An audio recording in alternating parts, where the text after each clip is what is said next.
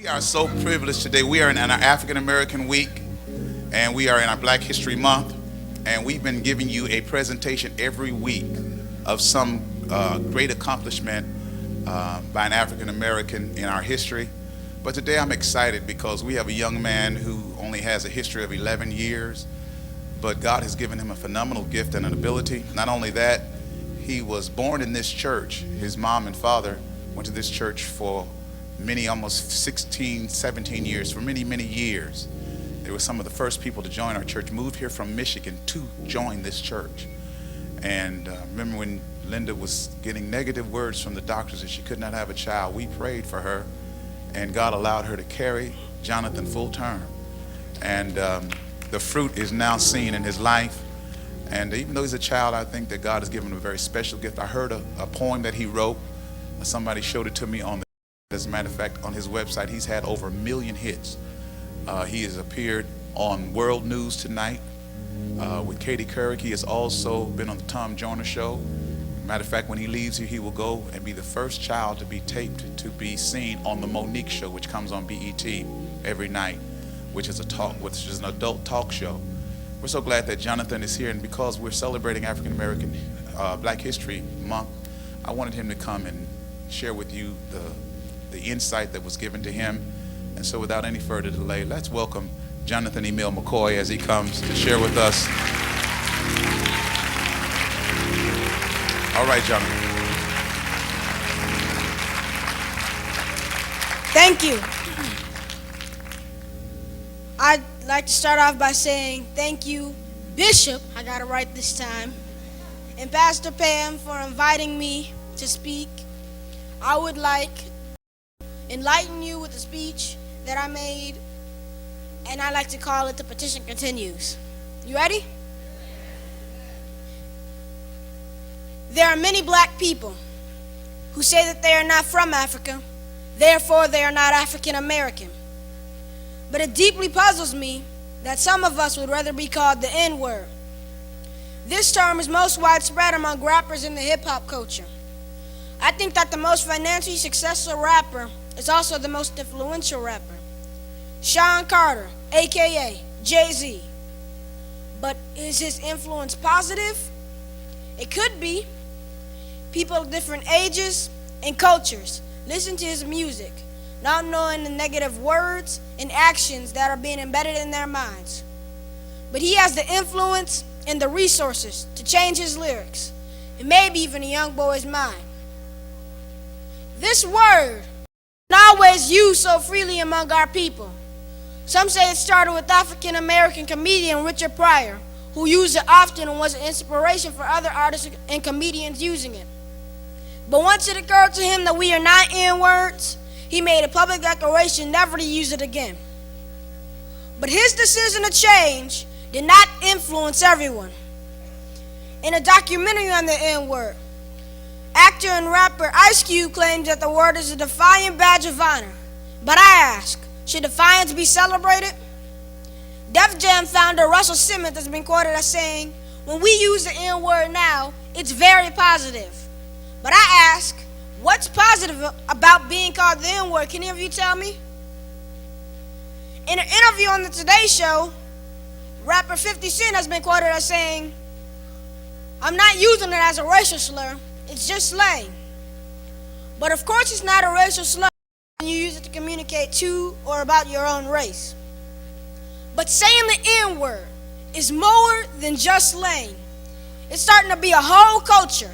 And if we don't stop it now, who knows the effect it'll take on America, particularly our youth. They've created their own N-word culture. They are heroes in their own minds instead of celebrating the true heroes who marched, boycotted, and petitioned for our freedom and equality.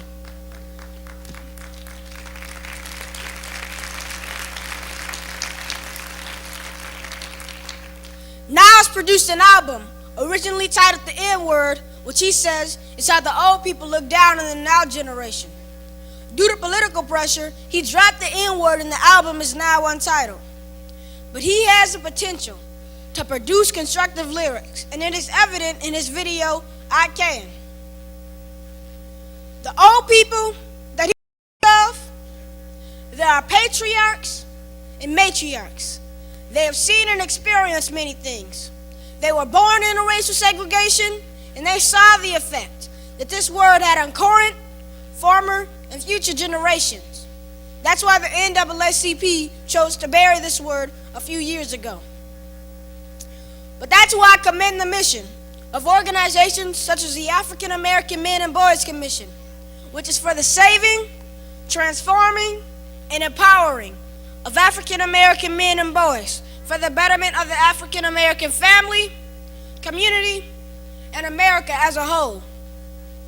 If more strong men will continue to invest in us, I'm sure that there are enough people in my generation who will aspire to be something more than an athlete, gangster rapper, or drug dealer.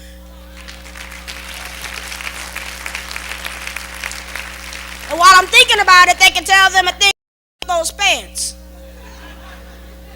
We need more fathers in our communities who will take care of their sons and teach them that it's not okay to use the N-word, that it's not okay to disrespect females, and that it's not okay to commit crimes against each other, which was evident in the pointless killing of Darian Albert.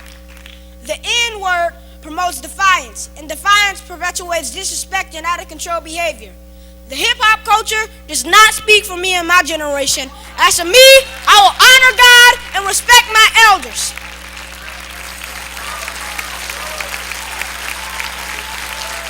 Not done yet. The N-word is a derogatory word, and it's part of a culture that influences the actions of people who use it. I've seen the same people who use it as a term of endearment use it when they became angry and it led to violence. The same violence cited during slavery is apparent in those who use it today. As long as we continue to use this word among ourselves, who will take us seriously? All the years our ancestors fought for civil rights, all the people like Dr. King who lost their lives, and we waste their efforts by continuing to keep this word alive. When we use the N-word, it negates everything that civil rights activists stood for, because there is nothing civil or right about using this word. So I'm sending a message to everyone who knowingly or ignorantly uses this word to describe our people, whether you're a gangster rapper who uses it to communicate with your boys, or someone who looks down on those of us who haven't got a college education. Whatever the case, it's time to discontinue the use of this word. It is implausible that 40 years after the assassination of Dr. Martin Luther King Jr., that we still use this word that holds no worth in our lives or our future. So I'm petitioning you to join me in deleting this word from our vocabulary as a people, as a nation, and the world. I've added a stanza to James Weldon Johnson's Lift Every Voice. Lift every voice and cry till the N-word has died. Let us cry out and proclaim our dignity. Although we may be free, gloom still hangs over we who use the word that made our father sigh. Sing a song that doesn't dishonor the mothers who bore us. Sing a song of negative words in the chorus. It's now 2010. There is a message I must send. Choose words that speak purpose and not defeat. My name is Jonathan E. McCoy, and I approve this message.